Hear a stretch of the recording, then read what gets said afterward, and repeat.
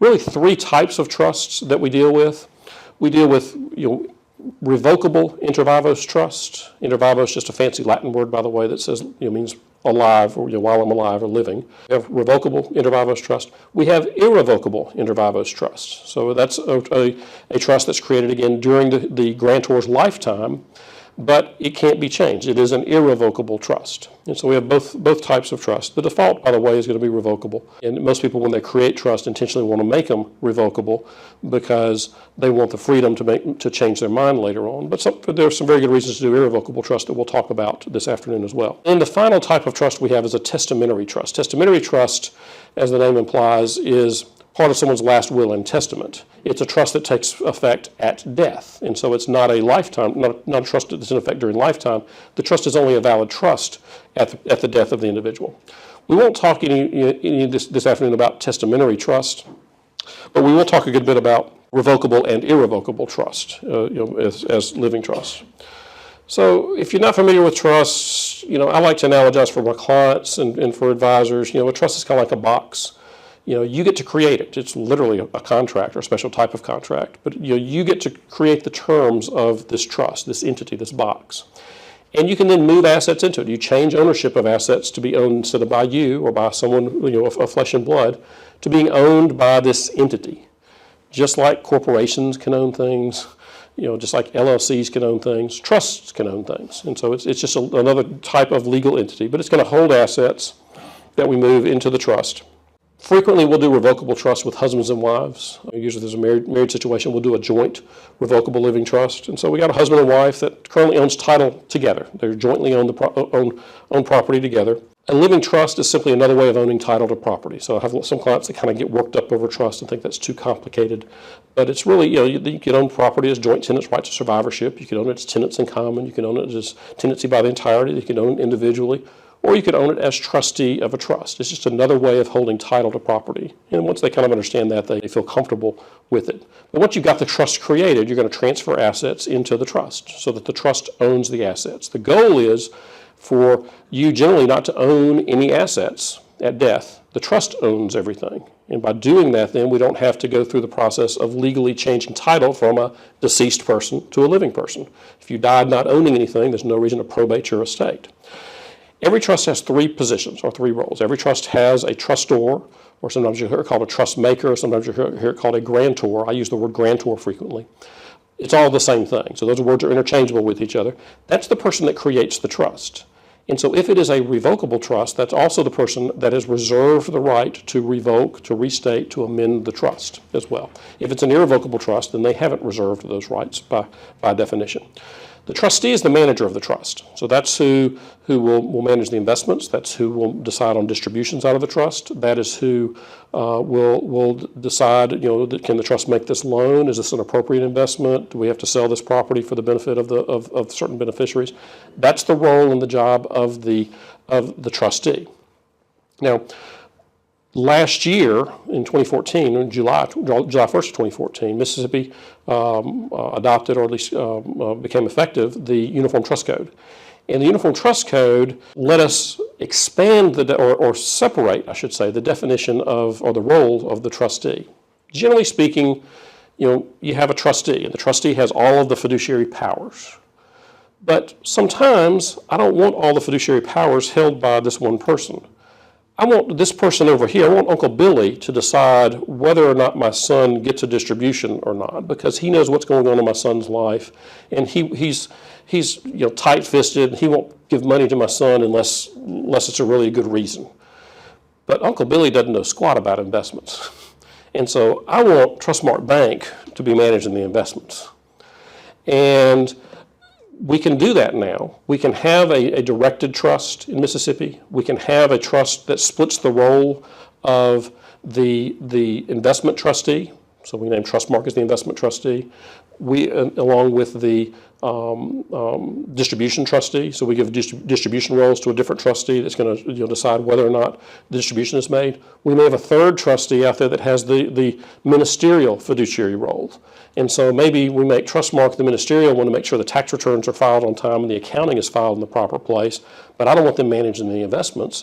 I want Raymond James managing the investments. And so I'll make Raymond James now the investment trustee, and I make Trustmark the fiduciary, or what's called a directed trustee. They have to act under the direction of the investment trustee. The point is, with the Uniform Trust Code, we now have the freedom to separate all of those roles out, and it's all defined in the code. So it gives us a little bit more freedom than we had before, and some fiduciaries that were reluctant to take trusts that we were having, designing before, that were directed trusts now feel confident doing that, because also the code also has an indemnity provision that keeps them from being held liable for the bad acts of another trustee in a different role, and so they feel comfortable doing that. But that's the role of the trustee. It can be one or more person. You can have a committee of trustees, so it doesn't, trustee doesn't have to be a single individual. You can separate those roles out. And of course, my favorite part of being in a trust or favorite role of a trust is a beneficiary, right? If you get to pick a role, beneficiary is the one you want, right? That's the person that benefits from the terms of the trust. And that benefit can be in the discretion of the trustee. It can be a tightly defined benefit where this money is in trust to be divided out equally over the course of the next 50 years. And so, the trustee has very little. They can decide what investment to make, but we can't pay $1 more than an equal distribution out there because the trust doesn't let us do that. Maybe in the discretion, but also have support demands. So a beneficiary has demand to a support obligation over and above what the distribution trustee may want to give. So you can design the trust however you want. It's just a matter of drafting. The beneficiary gets whatever benefit it is that the grantor gives them. So that's the three roles basically of that are in trust. Every trust has those three roles. Not every trust has different people serving in those three roles. And so in a common situation where we're trying to avoid probate, if that's the main goal, we're not really concerned with having someone else manage our property or anything like that. We're just trying to get the property out of our name now so that when we die, we don't have to have a court get it out of our name after our death. And so frequently those roles will be held by the same people. And so in a common husband and wife trust that they're doing as a will substitute, husband and wife are going to be the co-grantors or the co-creators of this trust. They're going to have the right to reserve the power to make changes to the trust. They're also going to manage the assets in the trust. So they're going to be the co-trustees of the trust. So the assets put in the trust will be managed by the grantors of the trust, just like they were doing before, except it's by ownership of the trust, for their own benefit. And so they'll name themselves as the beneficiaries of this trust as well. So now before they had a trust, they manage their assets as owners of the assets for themselves.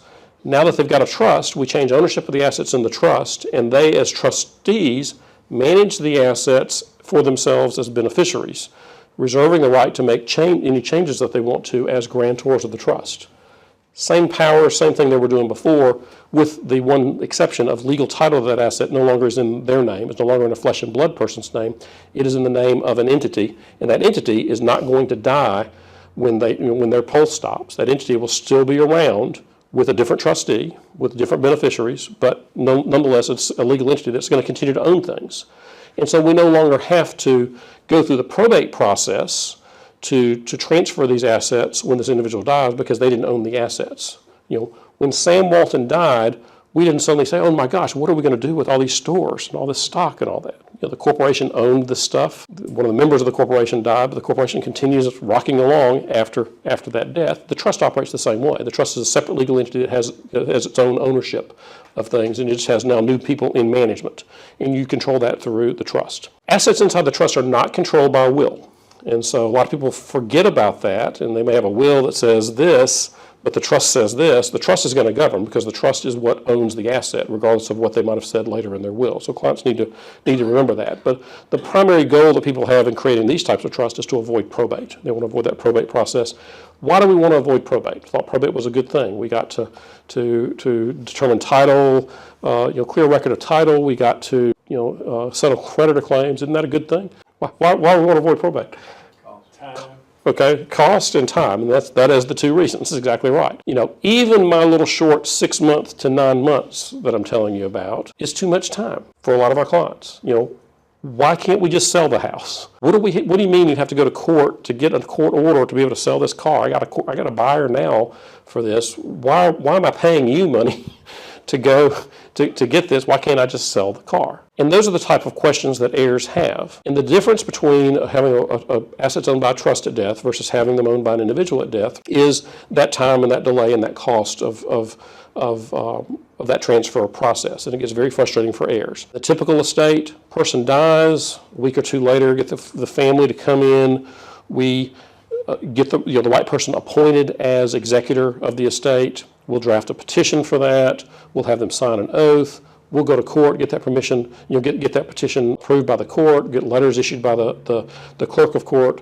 Sometimes we have to go back because the judge we get to sign the original order is not the one that's assigned the case, so we got some inefficiencies there. So maybe multiple trips to the courthouse. Once we've got that, now we've got rules that we have to follow. We have to publish things in a certain order. We have to notify creditors in a certain order. We might have to notify heirs in a certain way.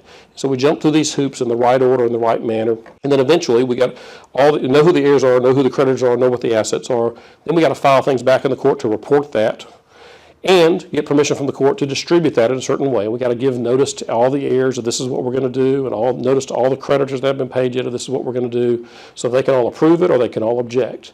And all the time the meter's running, because some lawyer's doing all this stuff, and so it's costing money.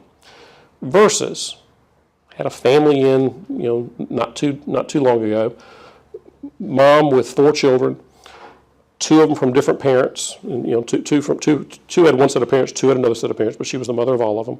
2 of the kids were upright; they were fine kids. 2 of them had some problems. One of them had big creditor problems. They were just kind of a spendthrift. One of them had a substance abuse problem. And mom had, she wasn't rich. She had, $500,000 or so in assets plus a house. And she wanted it divided equally, but she didn't want the 2 irresponsible children just getting a lump sum of money that they could go squander.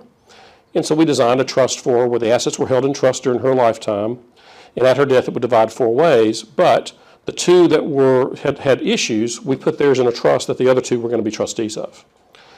And the day after the funeral, literally, because family was in town and things, they came to the office. I had the financial advisor come with them.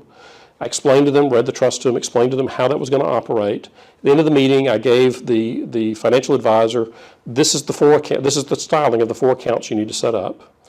And we were done. That was estate administration. They went back to the office, divided that money up 4 ways. The trustee, the successor trustee of the trust put the house on the market. 6 weeks later, found a buyer, signed a deed, got a check. That got divided 4 ways. That was probate, or the equivalent of probate. That's the difference in handling an affairs of an estate through a trust versus handling it through the court process. And that's why your clients are interested in asking you about living trusts and why should I do one and that sort of thing. Now, what's the catch to the living trust? There's always a downside. They only work for things that it owns at death. Okay? And so if we left stuff out, we got a trust over here that says all this, but it doesn't own the stuff. We're going to have a will that says transfer anything I've got into my trust, and that'll work, but the will's got to be probated to get the stuff moved into the trust. So we thought we were avoiding probate and it worked. And so the planning only works if the client is willing to continue to fund the trust. That is, continue to, whenever they acquire new things, move assets into the trust. If they're not going to do that, they might as well not have a trust, because we're still going to have to probate their estate to get the assets moved in. So you want to kind of be upfront and realistic with them. But other than that, it's a huge time saver. Much more efficient than dealing with a court.